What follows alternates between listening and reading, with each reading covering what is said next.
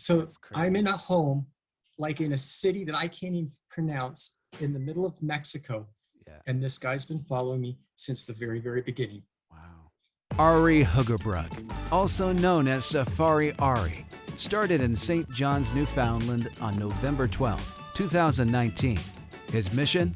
To bike the road less traveled. Today is just one pedal closer to the tip of Argentina. Hey everybody, this is Brandon McCaskill. Welcome to another edition of the Safari Arie Road Show. We have Arie Huggerbrug here with us, and he is on the road as usual, and we're just checking in on him, seeing how he's doing. Arie, how are you doing? Where are you? I, What's I'm going on? I'm doing very good. I'm in this city, and you have to bear with me. I'm going to have to attempt to read this city because, Uh-oh. as I've said in the past, my pronunciations of cities, towns are horrible, and when you add the Spanish into it, it's even a million times worse. So I am in a city called Agua Agua Calientes. Agua Calientes. Agua I know I Caliente. just butchered that, but it's roughly how it sounds Yeah, if you spell it out, kind of deal. Agua Calientes. But I know I've heard Spanish people pronounce it, and yeah. it sounds nothing like that. So I am about 125 kilometers south of Zacatecas, which is where we had our last show. Yeah. Um, and that was basically a week ago. Mm-hmm. And so it's been kind of interesting in a sense. Things have been pretty quiet, which has been really nice for me just because I had like quite a few weeks of just pure chaos. Mm-hmm. And so I had a great host there, Patty. She basically gave me this apartment to myself. And there was so much to see and I had so much work to do that I was there like a whole week virtually. And I still actually didn't even finish my current work. I was still had a day's worth of work, but it was like, I've been here a week. I have to get on the road. Mm-hmm. And because I felt bad, I thought I was about to start taking advantage of this woman's apartment and not her generosity. So I actually got on the road. Um, and anyways, but while in Zacatecas, I was there for a while, partially because there was a lot of things to see, tons of cathedrals. I went to a museum. Actually, I went to two museums. Really cool. But I actually have it's two super cool stories that happened all within one day. Nice. So I'm a Canadian in a Mexican city, Zacatecas. I was actually recognized twice, which is kind of crazy. So what happened was the first day that I kind of went touring around the city. All of a sudden I hear someone yell my name, and I'm like, so I look, and there's a couple walking towards me, and the husband is speaking English, and he's like, you met my wife the other day. And I'm like looking, he goes, at the bike shop. And I'm trying, and I'm just, because I meet so many people, and then as soon as someone like, you met my wife the other day, and it's like, all of a sudden it's like, you know what I mean? Like, I'm just trying to like, who was this I met? And then he said, and then my brain slowed down for a second. He goes, at the bike shop. And then it was, last time I was at a bike shop was in Fresnillo when I snapped a bolt. And then I looked at him because I snapped a bolt. That was when I got escorted with the fire department that day. And anyways, all of a sudden I instantly recognized the woman as the woman at the bike shop. So then I turned to the husband and I said, you were the man on the phone who was translating between me and the wife, because the wife doesn't know any English. Yeah. And so I was on the phone with the husband because he spoke English.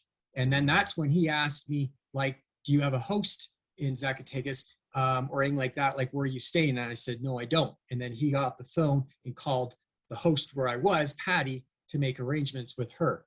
So anyways, so I ran into, and that's like the next city over. And I just happened to walk past them in this city. So, and then they took me out for lunch, which was very generous of them. Wow. So then later in the day, towards the evening, it's interesting because when I came into the city to explore, I went to the main cathedral first, and I took all sorts of photos inside. But then what happened is the direction of the sun with the stained glass windows was shining the light in super, super bright. Like I could not take like any photos of the interior of this cathedral. They weren't turning out kind of deal. And so, but I still took some photos, and then I left, and then I went from basically cathedral to cathedral. That's basically what I do in the city. Yeah. And so then what happened is towards the end of the day, the sun was on the other side. So I thought, I'm going to go back to this cathedral because it's the main one. And I'm going to see if the change in the direction of the sun will help with some photos kind of deal. And so I went back to the church, and I'm taking all these photos, and I thought I was just going to sit for a while, because, these cathedrals are usually they're very peaceful, and I got a lot on my mind in recent events and this and that. So I'm just going to sit here and just chill. And I see this guy walk in, and, and he didn't look Mexican, didn't look Canadian, but he didn't look Mexican kind of deal. And I thought, oh, that's interesting. But anyways, and I took my gaze away from him and just whatever. And about 15, 20 minutes later, I left the cathedral, and this guy was waiting outside there. And he's like, "You're Arie, aren't you?" I was like, I'm like, yes. And he's like, I am on a bike tour from San Francisco to Nicaragua. And I just finished going through Vinskadero.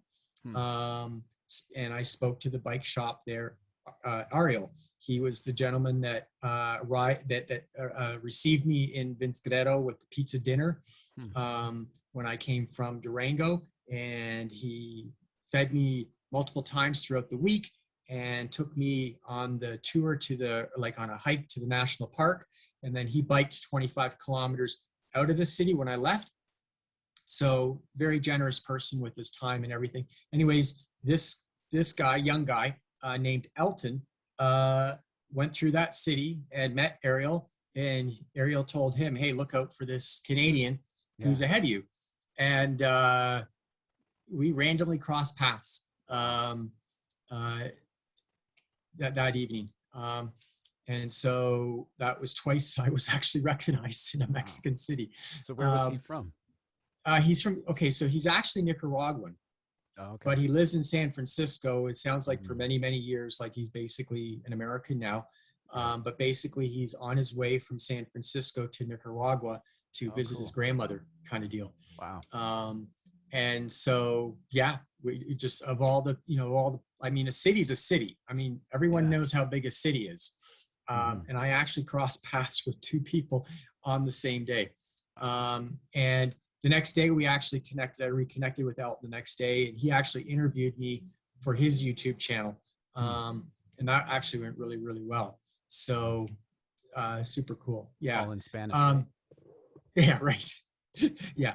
Like, was there a translator or just all in Spanish? No, because he's American. His English is perfect for all intent and purpose. Yeah. No, because he's from Nicaragua, but I think he might have said he left when he was 6, and he's 20s, 30s, something like that. He's not as old as me. I forget. Anyways, it was just really, really cool to cross paths with two people. So anyways, then 2 days ago I left. I guess it would be, no, I guess technically it's 3 days ago I left Zacatecas, because basically it took me 2 days to get here, which basically meant 2 days ago I slept in the tent for the first time in like almost a month. Wow. Ever since coming into Durango the night before, because from Torreon to Durango, I spent 2 nights in a tent. And that was like over a month ago.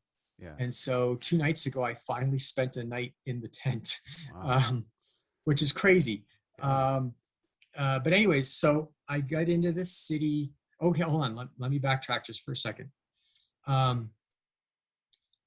What happened is at some point, and I don't remember how, I don't know if it was a week or two ago. I think maybe it was almost 2 weeks ago. So about 2 weeks ago, this lady reaches out on Messenger and says, "Hey, when you come to this town," meaning the town I'm in right now, I'm not going to try to repronounce it. Yeah. When you come to this town, I'd be happy to host you. I'm like, okay, great. And then it was really weird. Like a day or two after, I get another message from someone who says, "If you come to this town, I'd be willing to host you." Right. And I said, well, and I responded, I said, well, I just received an invitation the day before. And I don't cancel on someone to go somewhere else. Like it's, you know what I mean? I just have this policy. It's like, it's kind of a first come, first serve basis. But I said, look, if something, I'd be more than happy to meet with you at least. And if something happens, like definitely I'll keep you updated kind of deal. And so I'm on my way here and I'm keeping this lady updated on my progress because I don't want to just show up as a surprise. And so I'm letting her know where I am, except I noticed she's not responding to my updates, which starts to make me a little nervous. So I am literally, so this would have been yesterday morning. I'm like, I haven't received a response. And then actually the day before, so I wrote this guy's name where the second invitation, I wrote his name down as a note to make sure I message him. But then for the life of me, I couldn't find his message anywhere. And I was like looking all through Messenger. I was looking through WhatsApp. I was looking all over these places. I couldn't find it anywhere. So like now I'm getting panicked because this woman is not responding. I can't find the message from this other guy. And all of a sudden yesterday morning, I realized, oh, it's in my messenger for Safari Arie. Not a whole lot of people message me through there. Yeah. And so yesterday morning, I send a message to this guy going, I'm like 80 kilometers away. And that other person that offered to host me is not responding. So I don't know if you're like, there's like, cause it's like no notice. Like I'm basically going to be there tonight kind of deal. And he's like, yeah, no problem. Wow. I'm like, okay, well, I'll keep you updated to see if this person responds. Yeah. And getting closer and closer and no response. It's like, okay, I've got to give this guy at least a few hours notice to say I'm coming kind of deal. Yeah. So I messaged it. I said, look, I have heard no response. So if it's cool that I'm just going to show up, he's like, no problem. So anyways, so I get here last night at like 9 o'clock, give or take. And we are sitting in the living room and he's like, oh, by the way, I've been following you since Newfoundland. And I'm like, what? Really? He goes, I've been following you since Newfoundland. And I'm thinking, like most Americans don't even know where Newfoundland is. Yeah. And here I'm in the living room with a Mexican who's actually been following me since the beginning of the ride. Really? He never said a single thing. Wow. Like, I'm like, and I actually went through the Safari Arie Messenger app. And sure enough, he liked Safari Arie November 10th, 2019. And I left on November 12th. Wow. So I'm in a home, like in a city that I can't even pronounce in the middle of Mexico. Yeah. And this guy's been following me since the very, very beginning. Wow. And I was just like, I was like, I still can't even believe it. And then all of a sudden it was so clear. Oh, so this is why this random woman was not responding to my messages, because this is exactly where I'm supposed to be. Like, I mean, like, wow. Of course I would be here. Like, you know what I mean? But it's just like, this guy's been following me since Newfoundland and I'm in central Mexico. And he never even said that. I learned that like last night in his living room. Oh, by the way. Yes. Oh, by the way. Yeah. That's so, insane. I mean, isn't it? I mean, it's like a week ago, I'm recognized twice in Zacatecas, a Mexican city. Yeah. And like less than a week later, it's like, I'm in the living room of a guy that's been following this ride since Newfoundland. Yeah, it's making me think of your first recognition in, I think it was Montreal. Yeah, that would be the first. That? Yeah, I can't remember. That was a situation where I was biking across through an intersection. Yeah, and I would see, that's the thing. Like in Quebec, it was kind of a weird situation where I would sometimes get people not yell out as like angry, but they would yell out and say something in French, and I really couldn't understand. Like, and it's like winter, and they would say something in French. Yeah. And so it was like I would just sort of keep pedaling. Mm-hmm. And so someone yelled out in Montreal as I was coming in at an intersection, and it wasn't till it took about 2 or 3 seconds to clue into what he said. Yeah. But he yelled, "I'm following you on Facebook." But it was a very busy intersection. And by the time I clued in, stopped and looked behind me, he was already crossed. He was gone kind of deal. So I didn't have a chance to like go, what the heck kind of deal, get the scoop kind of deal. But I mean, it was no fear because basically like 2.5 weeks later, I was recognized biking in towards Ottawa kind of deal. And then I was actually even recognized a second time in Ottawa at the Best Buy kind of deal. So I remember that. yeah. But I was just like, last night, it was just like, he just casually said, yeah, I've been following you since Newfoundland. And I'm like this is, I mean, that was yesterday. So it's September 15th, 2021. Yeah. You know what I mean? Like, how on earth, and this is actually another interesting aspect of it. The gentleman I spoke about earlier, Ariel, who told Elton that, hey, look out for me kind of deal. He had asked me where I was headed, roughly where my route was. And I mentioned I was coming to this city. And he's like, why are you going to that city? Because like from here, I'm going to St. Louis Potosi. And this city is not really on the way. I've basically veered slightly off track, maybe by 30, 40 kilometers. Maybe, I never actually figured out, but like, I'm actually like off track. And he's like, why are you going there? Because it's true. Like, why am I coming to the city? Because I sort of need to make up for lost time, if anything. And now I'm like off track. Yeah. And so he said, like, why are you going to the city? Like, you should be going east, not south. Yeah. And I said, well, this woman messaged me that she'd like to host me. And I always kind of make I always try to meet anyone I can and take advantage of those kinds of opportunities to meet people. So the only reason, because if this woman had not messaged me or whatever, or this guy, like, I probably would have re-looked at the map going, oh yeah, like, why would I be going to that city? Because I should be going east, not south. But so this is off route. And that's, sometimes I don't think about where I'm going until it's too late. It's like, all of a sudden look at the map and it's like, why did I come this way? I should have gone that way because it would have been quicker. Yeah. But okay, I'm here now kind of deal. So I'm actually not even in a way supposed to even be here. If I was planning my route properly, I'm not supposed to be here. In fact, even because like I said, this guy here, he never told me who he was and that he's been following the ride. Technically, when I received the invitation to come to this town, I should have actually just said, you're a little bit off my road. I'd love to, but I really need to like focus on sort of staying to my route to like kind of make up for some lost time. Yeah. That's what the response should have been. And I just said, okay, before I realized where the place was. And here I am. This, yeah. So yes, total craziness.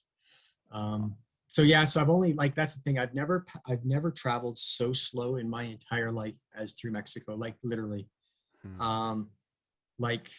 So I've been here since June 9th. So July, August, September. Well, been here 3 months.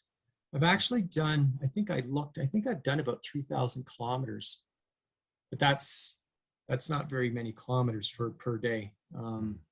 For 3 months. Like, I have never traveled so slowly in my life. Not anyways, whatever. I can't, the stories, I can't make these things up. And so I'll just keep going with it. Oh, that's fantastic. Well, but it's weird because the thing is I keep thinking like, okay, so when I leave this city, okay, things will like, it'll just be back to a normal bike ride, not to be pessimistic, but I mean, it's like the reality is like in my head, these crazy stories, they can't continue like forever. I mean, eventually I'm going to show up where nobody has a clue and, there's no bike groups and I'm not going to be recognized as, you know what I mean? Like, it's got to happen eventually. And I keep thinking it's like, okay, this is the last city, but it's like, it just, the stories just keep happening. That's good. Yeah. Little points for your book that you're going to write one day, right? Yes. Everyone says, write a book. Yeah. So. Well, awesome. Thank you, Arie, for that little update. That's amazing to hear that people are following the ride and engaging with your content. Obviously, that's awesome to hear.